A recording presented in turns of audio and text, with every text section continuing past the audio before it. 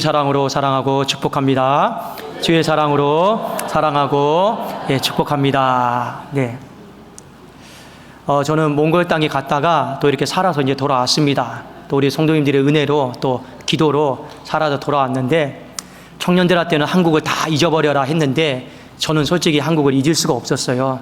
왜냐하면 두고 온 성도님들이 계시기 때문에 잊을 수는 없었고, 많이 보고 싶었고, 그리고 많이 기도해 주셔서 참으로 다시 한번 또 진심으로 감사를 드립니다. 자, 오늘부터 우리가 또 기도, 이제 주기도문에 대해서 한번 우리가 배워보도록 하겠는데, 참 먼저 주기도문은 참 많이 안타까운 기도인 것 같습니다. 자, 왜 그러냐면 정말 소중하고 보배로운 기도임에도 불구하고, 그리고 많이 사람들이 드리는 기도임이 맞습니다. 그렇지만 많이 사람들이 주문처럼 외우고 반복적으로 기도하고 중언부언하고 그냥 아무 의미 없이 그냥 대부분 마치는 기도로 쓰여지는 기도가 주기도문이 아닌가 싶습니다. 그런 의미에서 참 주기도문을 생각할 때마다 가슴이 아픕니다. 제가 군대에 있을 때 제가 모셨던 지휘관이 있습니다. 어느 날 저를 조용히 불렀어요. 그리고 저한테 넌지시 이렇게 물었습니다. 궁금한 것이 하나 있다. 예, 말씀하세요.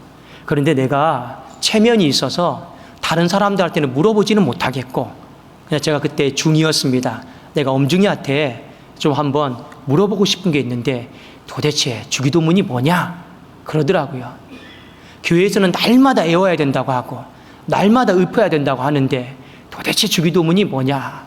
저한테 물어봤어요. 그래서 주님이 가르쳐 주신 기도입니다. 이 말씀을 드렸거든요. 그런데 그때 그 지휘관의 표정을 잊을 수가 없어요. 정말 10년 묵은 채기가 내려간 것처럼 그런 뜻이었냐고. 나는 지금까지 그런 뜻인지도 모르고 살아왔는데 이것이 정말 예수님이 가르쳐 주신 기도냐 하면서 너무 아이처럼 기뻐했던 모습을 지금도 잊을 수가 없습니다. 맞습니다. 우리 주님이 가르쳐 주신 기도예요. 사람이 가르쳐 준 기도가 아니고 주님이 가르쳐 주신 기도이니 얼마나 우리가 소중하고 복되게 우리가 이 기도를 받아야 되지 않을까, 이런 생각을 듭니다. 여러분, 먼저 주기도문은 이 신약 성경에 딱 2번 나와 있습니다. 오늘 마태복음 6장 9절에 13절까지 보면 한번 나와 있고, 또 누가복음 11장 2절에서 4절에 보면 주기도문이 짧게 한번 나와 있어요. 그런데 내용은 비슷한 것 같은데 다르단 말이에요. 그러면 이것을 우리가 어떻게 해석해야 되느냐? 예수님이 제자들에게 반복적으로 이 주기도문을 가르치셨구나, 이렇게 생각하시면 됩니다. 이때는 이렇게, 또 이때는 이렇게, 조금 표현은 다르지만 핵심적인 내용은 동일한 내용으로 예수님이 가르치신 거예요. 왜 그러냐면 당시 제자들에게 예수님은 랍비였습니다. 선생님이었습니다.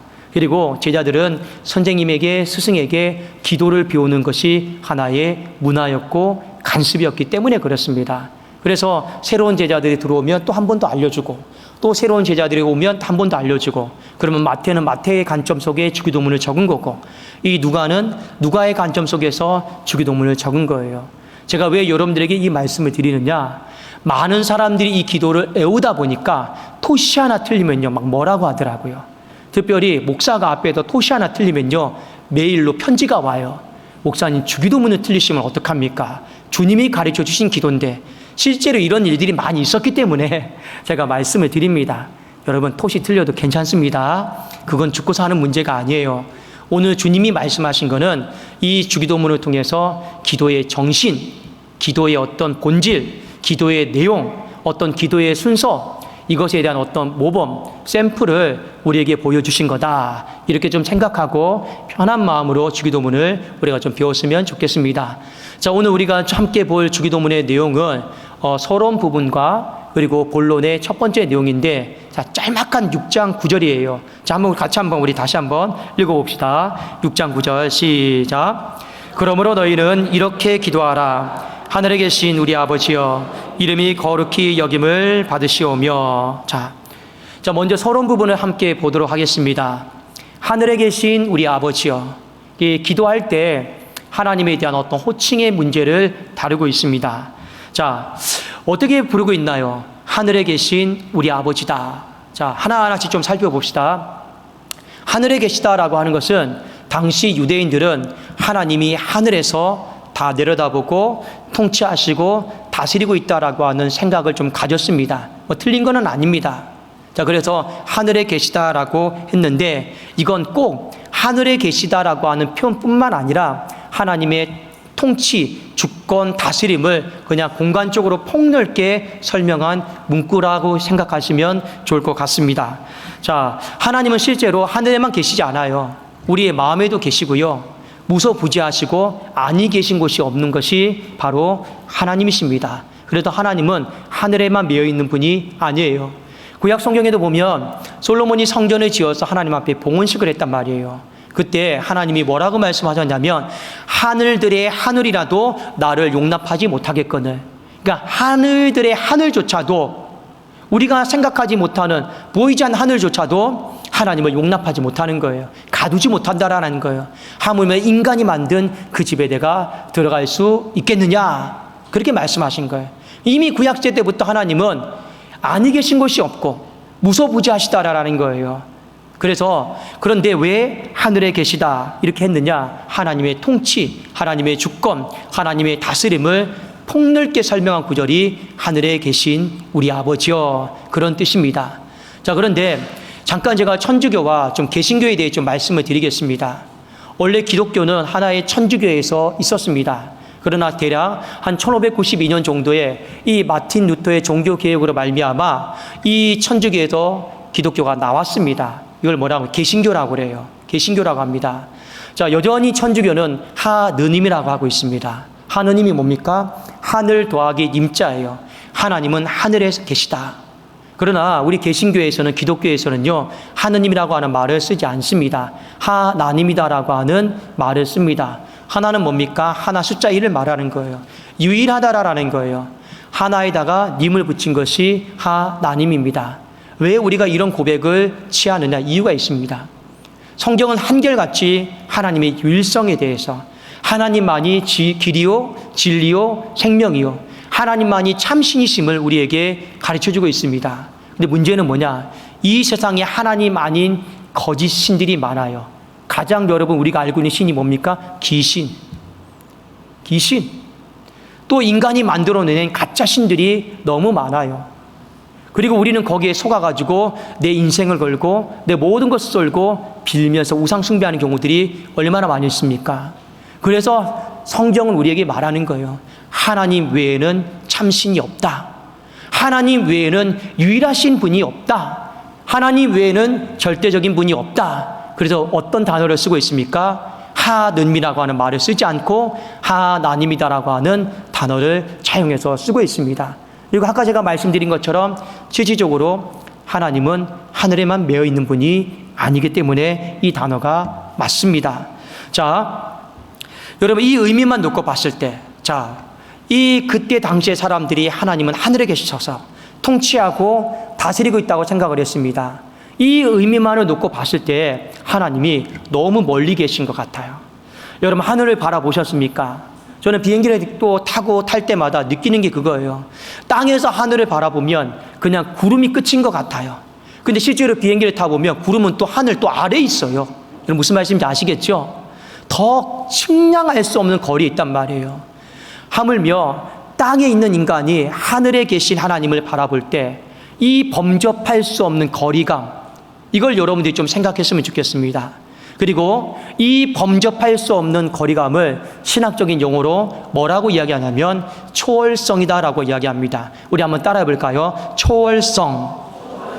예, 이 단어는 꼭 알고 계십시오. 하나님과 우리 사이가 너무 거리감이 크다라는 거예요.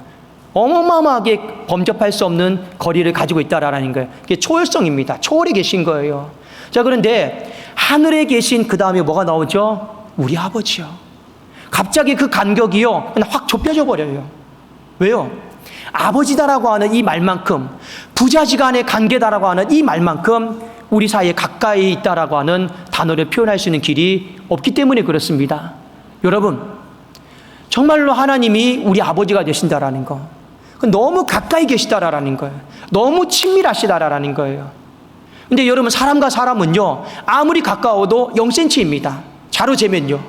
그런데 하나님과 우리 사이는 자로 재면 몇 cm가 나올까요? 마이너스 cm가 나와요.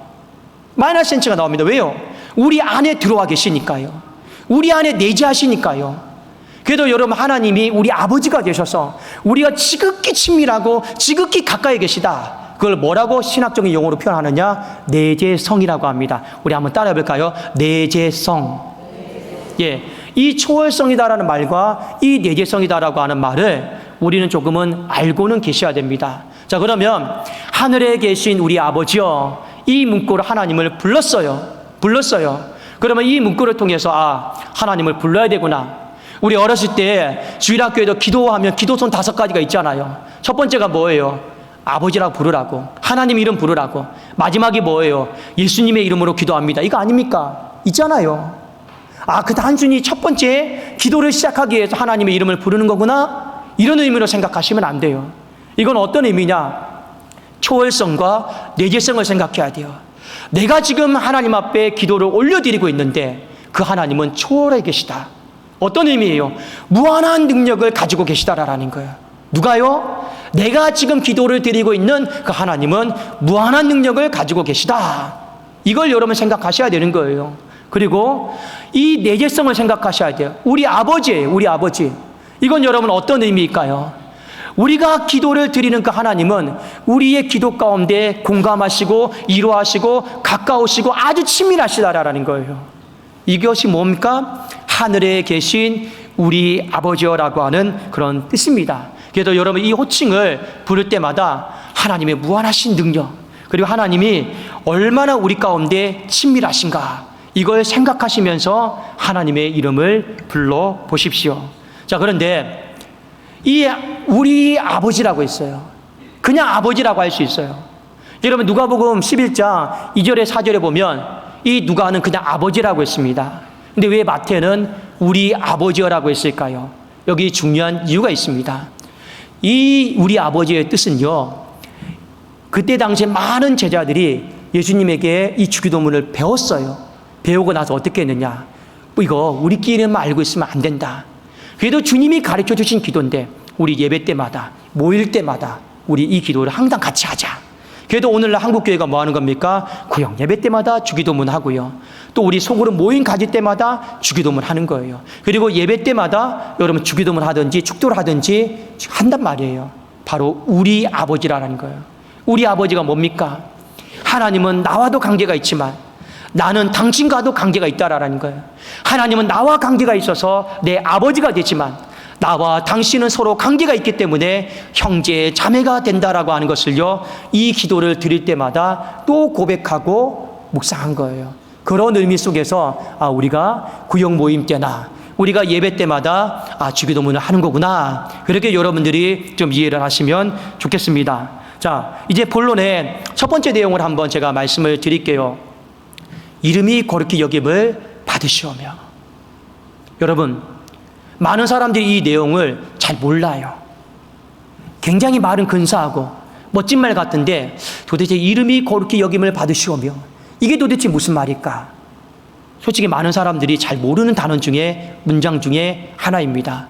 자, 그런데 이 문구는요, 철저하게 100% 예배와 관련된 문구예요. 제가 하나하나씩 좀 분석을 해드릴게요. 먼저 뒤에 거룩히 여김을 받으시오며 나오죠. 이 거룩히 여김을 받다라고 하는 건 헬라 단어로 하기아조라고 하는 뜻입니다. 이 하기아조는 어떤 뜻이냐면 성별하다, 봉헌하다라는 거예요. 여러분, 봉헌은 언제 하는 거예요? 예배 때 하는 거잖아요. 그렇죠? 그러니까 거룩히 여김을 받으시오며, 이거는 봉헌하다라는 거예요. 예배 때 쓰이는 단어구나, 문장이구나.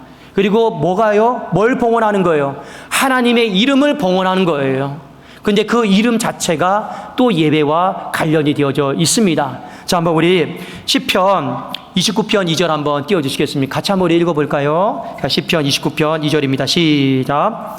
여호와께 그의 이름에 합당한 영광을 돌리며 거룩한 옷을 입고 여호와께 예배할지어다. 자, 여호와께 그의 이름에 합당한 뭘 돌려요? 영광. 영광은 뭐냐? 감사와 찬송을 돌리라라는 거예요. 그리고 거룩한 옷을 입고 뭐 하라라는 거예요? 그의 이름에 걸맞게 예배드려라. 그러니까 이름도 예배와 관련이 돼 있고, 거룩히 여김을 받으시오며 이것도 봉헌하다라는 건요, 예배와 관련이 되어 있는 거예요. 그러면 우리가 이것을 어떻게 적용하면 좋을까요? 이름이 거룩히 여김을 받으시오며. 제가 쉬운 예로 우리 성도님께 말씀을 드릴게요. 자, 먼저 하나님의 이름을 좀 아셔야 됩니다. 그래야지 이름을 드릴 수 있지 않겠습니까? 여러분이 알고 있는 하나님의 이름 좀 있습니까? 좀 있나요? 예. 제가 하나님의 이름 알고 있는 거 몇 가지만 예를 들어볼게요. 여호와 로이, 여호와 니시, 여호와 삼마, 여호와 라파, 또 뭐가 있을까요? 또 여호와 체바오트, 또 엘샤다이, 임마누엘, 기타 등등등 있습니다. 제가 조금 뒤에 설명해 드릴게요. 자, 하나님의 이름과 사람의 이름은 다릅니다. 사람은 이름이 하나예요. 왜 하나님의 이름은 많을까요? 다르니까요. 뭐가 다를까요? 사람의 이름은요, 부모가 자녀에게 지어주면서 너는 앞으로 이런 사람이 되었으면 좋겠다. 제 이름이 성금이거든요. 제 할아버지가 지어주셨는데 어떤 뜻이냐면 거룩할 성자의 세금자입니다. 거룩함이 금처럼 변함없으면 좋겠다. 그 이름의 뜻이에요. 그냥 그렇게 살았으면 좋겠다. 바램이요, 소망 아니겠습니까? 그런데 하나님의 이름에는요, 바램과 소망의 차원이 아닙니다. 그리고 하나님의 이름은 또 많아요. 왠지 아십니까? 하나님은 자신의 이름을 통해서 자신을 드러내시거든요. 그러니까 하나님의 이름은 사람의 이름과 다른 거 아시겠죠? 자신의 이름을 통해서 내가 누군지를 드러내는 것이 바로 하나님의 이름입니다. 자, 그러면 제가 이것을 어떻게 예배 가운데 적용할지 한번 몇 가지 예를 들어 보겠습니다. 자, 여호와 라파. 많은 사람들이 아파요. 여호와 라파는 나를 치료하시는 하나님이십니다. 자, 이걸 예배 가운데 이렇게 적용하면 됩니다. 하나님은 치료하시고 고치신 분임을 내가 인정합니다. 인정하는 거예요. 그러면서 감사, 찬송, 영광 돌려드리는 거예요. 어떻게 하냐? 하나님, 내가 아팠습니다. 내가 병 걸렸습니다. 그런데 하나님께서 나를 고쳐주시고 낫게 하셨습니다. 감사합니다. 찬송합니다. 영광 돌립니다. 이것이 바로 하나님의 이름을 거룩히 여김을 받으시오며 바로 그런 뜻입니다. 자, 또 하나, 여호와는 나의 목자 되십니다. 여호와 로이입니다. 자, 먼저 인정하는 거예요. 어떻게 하는 거예요? 하나님은 우리의 인생에 길을 내시고 인도하시는 분이심을 인정합니다. 그럼 또 어떻게 하는 거예요? 하나님, 내가 한 주간에 사망의 음침한 골짜기를 다녔고 고통의 길 속에 있었고 내가 죽는 줄 알았는데 하나님 나를 건져주셔서 의의 길로, 생명길로 인도하셨음을 감사합니다. 찬양합니다. 영광 돌려드립니다. 이게 뭐라고요? 하나님의 이름을 거룩히 봉헌하는 거예요. 하나님의 이름을 거룩히 여김을 받게 하는 거예요. 자, 그러니까 이 첫 번째 문구는 어떤 의미가 있습니까? 예배자, 예배와 관련이 되어 있구나. 그렇게 우리가 좀 생각을 하시면 좋을 것 같습니다. 사랑하는 여러분, 제가 오늘 왜 이렇게 자세하게 말씀을 드리느냐? 서두에도 말씀드렸지만 정말 주기도문은 주문처럼 드리는 기도인 것 같습니다. 정말 주기도문은 다 그런 건 아니시겠지만 생각 없이 그저 마치는 기도로 빨리빨리 하는 기도인 것 같습니다. 그러다 보니 우리 기도의 정신도 잃어버리고 기도의 내용도 잃어버리고 기도의 순서도 다 까먹어버리는 그저 그런 기도가 되어버린 것 같아서 안타까운 마음에 한 구절 한 구절씩 풀어드린 거예요. 우리 한번 우리의 삶 속에 이렇게 적용하시면 참 좋겠습니다. 기도할 때 가장 중요한 것이 뭐냐?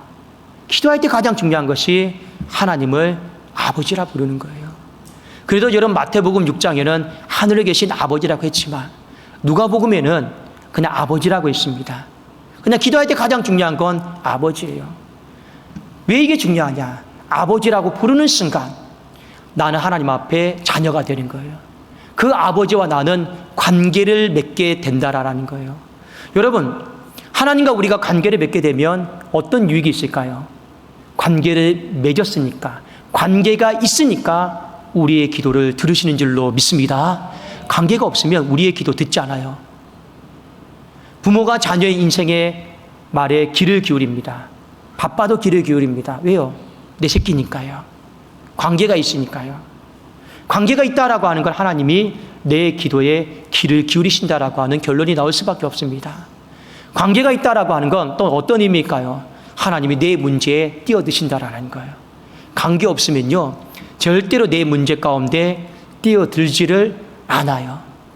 맞습니까? 안 맞습니까? 그렇죠? 여러분, 제가 이번에 선교 몽골에 갔다 오면서 돌아오는 길이 좀 험난했습니다. 비행기에서. 비행기 좀 험난했어요. 저희 그 청년 중에 한 명이 갑자기 호흡이 곤란해지고 의식이 막 자꾸 가물가물해졌고, 그리고 계속 오한과 구토와 울렁증에 시달렸습니다. 갑자기 기내에서 방송이 나오는데 그냥 의사가 있으시냐, 의사가 있느냐. 저는 솔직히 우리 환자인지도 몰랐어요. 누가 또 아픈가? 이렇게 생각을 했거든요. 근데 어떤 한 청년이 저한테 그러더라고요. 목사님, 우리 교회 청년인 것 같다고. 뒤로 가보시라고. 근데 우리 교회 한 청년이 쓰러지기 직전이었어요. 쓰러지기 직전이었습니다.